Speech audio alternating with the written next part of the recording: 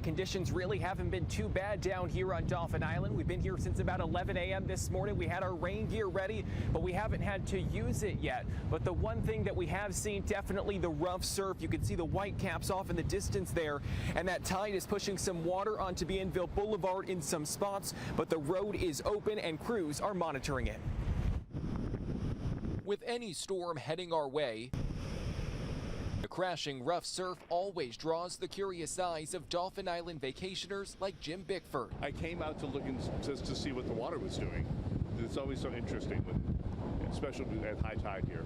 On the West End beach, a handful of people joining him around high tide, taking in the sight. That looks like about 6-foot seas out there today, so that's a little rougher than I'd want to be in.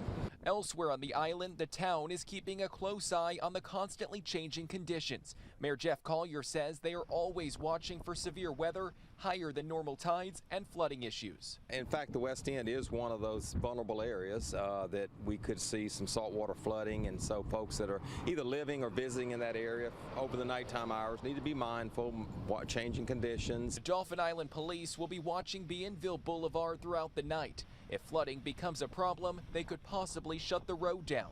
AlDOT will make the call about the Dauphin Island Causeway. When these type of spring storms come in, we're subject to all the impacts, and so we just have to be aware of those and take necessary precautions ahead of time so that we don't get caught by surprise.